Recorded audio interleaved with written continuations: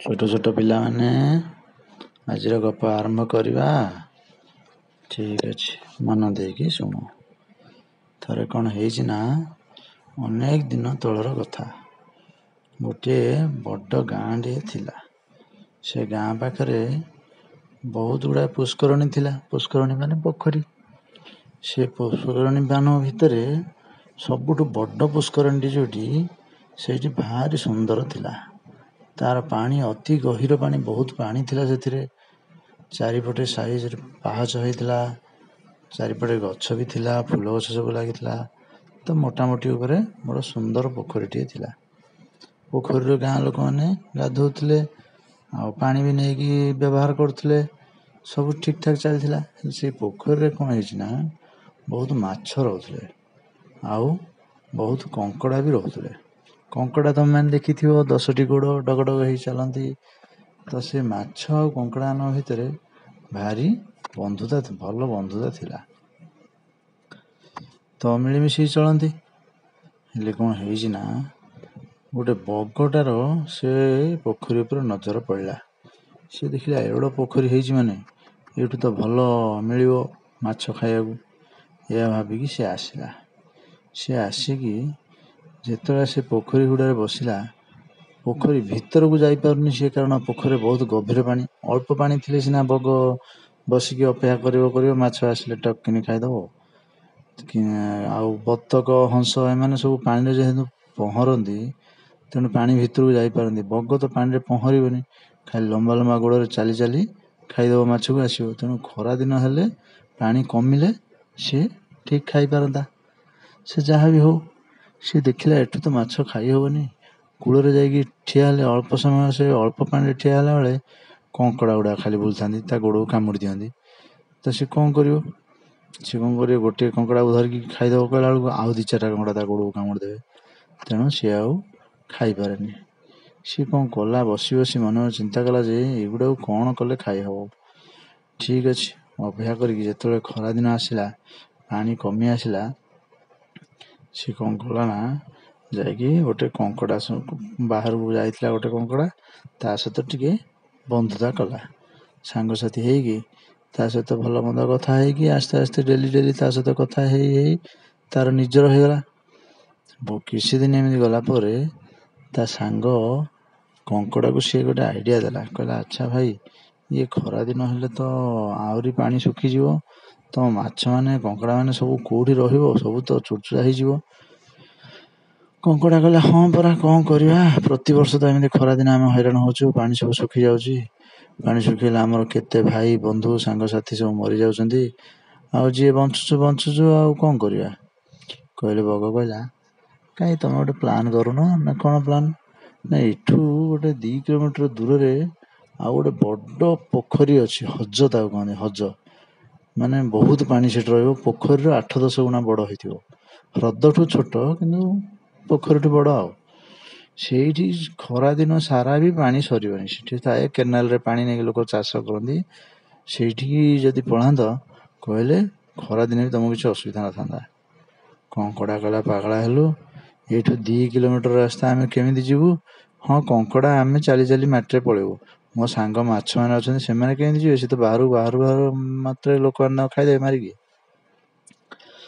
ବଗ କହିଲା, କି କଥା କହୁଛୁ? ମୋ ଭଳିଆ ସାଙ୍ଗ ଥାଉ ଥାଉ ତୁ ଯାଇପାରିବୁନି କହୁଛୁ? ଗୋଟେ କାମ କର, ତୋର ସାଙ୍ଗସାଥି ଯେତେ ଅଛନ୍ତି ତୁ ସେମାନଙ୍କୁ କହ ମୋରି ପିଠିରେ ବସିବେ। ମୁଁ ଜଣକୁ ନେଇକି ସେଇ ହଜରେ ଛାଡ଼ି ଦେଇ ଆସିବି।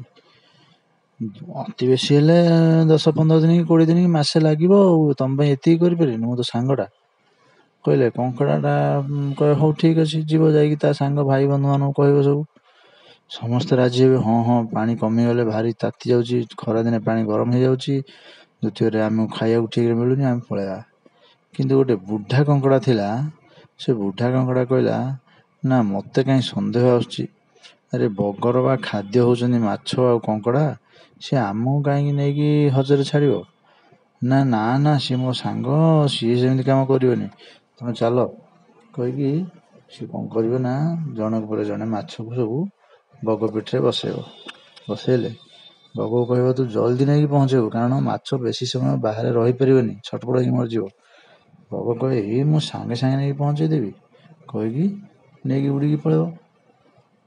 ପଳେଇକି ଯାଇ କ'ଣ କରିବ ନା, ହଜକୁ ଠିକ୍ ହଜକୁ ଯିବାକୁ ଆଉ ଅଳ୍ପ ରାସ୍ତା ଥିବ, ଗୋଟେ ଶୁଖିଲା ପାହାଡ଼ ମୁଣ୍ଡିଆଟା ଉପରେ ବସିବ, ସେ ମାଛକୁ ସେଠି ପିଟି ଦେବ, ପିଟି ଦେଇକି ଆରାମସେ ଖାଇବ, ଖାଇକି ରହିବ।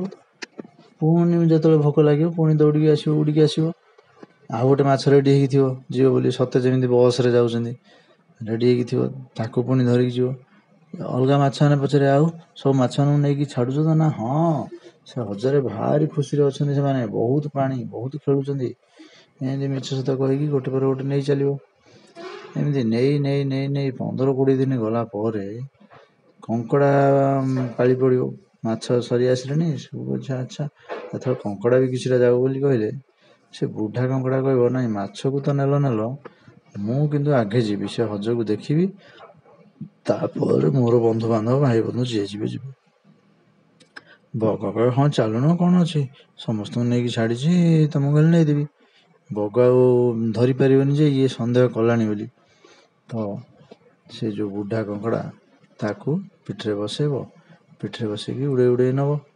ଉଡ଼ି ଗଲେ ଏଇ ଯେଉଁ ବୁଢ଼ା କଙ୍କଡ଼ା ସିଏ ଚାରିଆଡ଼କୁ ଦେଖି ଦେଖି ରାସ୍ତା ଚିହ୍ନି ଚିହ୍ନି ଯାଉଥିବ ଯେ କେଉଁ ପଟେ ମୋତେ ନେଉଛି।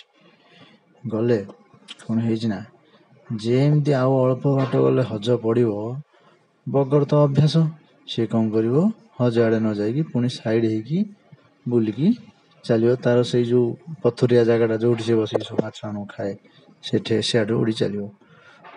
ବୁଢ଼ା କଙ୍କଡ଼ା ତ ସତର୍କ ଦୃଷ୍ଟି ରଖିଥିବ। ବୁଢ଼ା କଙ୍କଡ଼ା ସାଙ୍ଗେ ସାଙ୍ଗେ ସନ୍ଦେହ କରିକି ଦେଖିବ ଚାରିଆଡ଼େ, ଆରେ ହଜ ରହିଲା ସେପଟେ, ମୋତେ ଇଆଡ଼େ କୁଆଡ଼େ ଆଣୁଛି, ନିଶ୍ଚୟ କିଛି ଗୋଳିଆ କାମ କରିବ ଇଏ। ଏହା ଭାବିକି ସେ କ'ଣ କରିବ, ପିଠିରୁ ଆସ୍ତେ ଆସ୍ତେ ଚାଲି ବଗର ବେକ ପାଖାପାଖି ଆସିକି ରହିବ। ଠିକ୍ ବଗ ଯେତେବେଳେ ତଳକୁ ଓହ୍ଲେଇବ, ସେଇ ଯେଉଁ ଢିପ ଜାଗାଟାକୁ, ଉପରେ ଥାଉ ଥାଉ କଙ୍କଡ଼ା ଦେଖିଦେବ ତଳକୁ ଯେ ଦୁନିଆ ମାଛ, କଣ୍ଟା ସବୁ ପଡ଼ିଛି ସେଠି। କଙ୍କଡ଼ା ବୁଝିଯିବ ଯେ ଇଏ ଆଣିକି ସମସ୍ତଙ୍କୁ ଏଠି ମାରିକି ଖାଉଛି। କଙ୍କଡ଼ା କହିବ ଆରେ ବଗ ଭାଇ, ତୁ ସେ ହଜକୁ ନ ନେଇକି ଏଠି କାହିଁକି ଆଣିଲୁଣି ମୋତେ? କହିଲେ ବଗ ତ ଖାଇ ଖାଇ ଅଭ୍ୟସ୍ତ ହେଇଗଲାଣି। ହସି ଦେଇକି ବଗ କହିବ ଆଉ ତୁ କ'ଣ ହଜକୁ ଯିବୁ, ତୁ ବର୍ତ୍ତମାନ ମୋ ପେଟକୁ ଯିବୁ। କହିଲେ କଙ୍କଡ଼ା କହିବା ଆଚ୍ଛା, ମୋ ପେଟକୁ ତୁ ନେବୁ ନା, ରହ ଦେଖୁଛି ତୋ କଥା। କହିକି ଯାଇକି ତା ବେକ ପାଖରେ ବସିକି ଧୀରେ ଅପେକ୍ଷା କରିବ। ଯେମିତି ବଗ ଓହ୍ଲେଇକି ତଳେ ଆସିକି ବସି ପଡ଼ିବ, କଙ୍କଡ଼ା କ'ଣ କରିବ, ତାର ଯେଉଁ ବଡ଼ ବଡ଼ ଗୋଡ଼ 10ଟାରୁ 2ଟା ଆଗ ଗୋଡ଼ 2ଟା ଭାରି ଷ୍ଟ୍ରଙ୍ଗ, ତାର ଟାଣୁଆ ଦାନ୍ତ ଭଳି ଲାଗେ, ସେଇଥିରେ ବଗର ବେକକୁ ଚିପିକି ଧରିବ। ଚିପିକି ଧରିକି ଗଁ ଗଁ ହେଇକି ବଗ ଛଟପଟ ହେବ, ଛାଡ଼େ ପାଟି କରିବ, ଇଏ ବା କାହିଁ ଛାଡ଼ିବ। ଚିପିକି ଧରି ଏମିତି ଧରି ତାର ପୁରା 2 ଗଡ଼ି କରିଦେବ। ବଗର ବେକଟି 2 ଗଡ଼ି ହୋଇଯିବ, ବଗଟା ମରିଯିବ। ମରିଗଲା ପରେ କଙ୍କଡ଼ା ତାର କ'ଣ କରିବ, ରାସ୍ତା ତ ଦେଖି ଦେଖି ଆସିଥିବ, ଧୀରେ ଧୀରେ ସନ୍ଧ୍ୟା ହେଲା ଯାଏଁ ଅପେକ୍ଷା କରିବ। ସନ୍ଧ୍ୟା ହେଲା ପରେ ଧୀରେ ଧୀରେ ଚାଲି ପୁଣି ସେଇ ପୋଖରୀକି ଫେରି ଆସିବ। ଫେରି ଆସିଲେ ସବୁ କଇଁଚ ଆଉ ବାକି ମାଛମାନେ ବେଢ଼ିକି ଆସିବେ, ଆରେ କ'ଣ ହେଲା, ତୁମେ କ'ଣ ପଳେଇ ଆସିଲ, ବଗ କୁଆଡ଼େ ଗଲା, ଆଉ ଆମକୁ ନେଇଥାନ୍ତା। କହିଲେ କଇଁଚ ସବୁ କଥା କହିକି କହିବ ସିଏ ସବୁ ଖାଇଦେଉଛି ନେଇକି, ତମେ ଯାଇକି କରିବ କ'ଣ ଆଉ, ତାଠୁ ବେଟର ଆମେ ଏଇଠି ରହିବା, ଖରାଦିନଟା ସରିଗଲେ ବର୍ଷା ଦିନ ଆସିଲେ ଆମେ ଚଳିବା ଦୁଃଖେ ସୁଖେ ଆଉ। ସମସ୍ତେ କହିବେ ଯାହା ହଉ, କିଏ କାନ୍ଦିବେ, ଯାହାର ନିଜ ବନ୍ଧୁବାନ୍ଧବ ମରିଯାଇଛନ୍ତି ସବୁ କାନ୍ଦିବେ, ବାକି ସମସ୍ତେ କହିବେ କଙ୍କଡ଼ାକୁ ଧନ୍ୟବାଦ ଦେବେ, ଯାହା ହଉ ତମ ଯୋଗୁଁ ଆମେ ବଞ୍ଚିଗଲୁ। କଙ୍କଡ଼ା କହିବ ହଉ ଠିକ୍ ଅଛି, କିନ୍ତୁ ମନେ ରଖ ପିଲାମାନେ, ସବୁବେଳେ ଆଗ ପଛ ଭାବି ଧୈର୍ଯ୍ୟର ସହିତ ଚିନ୍ତା କରି କାମ କଲେ କଙ୍କଡ଼ା ଭଳି ସୁସ୍ଥରେ ବଞ୍ଚିକି ଫେରି ଆସିବ। ତାହେଲେ ଆଜି ପାଇଁ ଏତିକି, ବାଏ।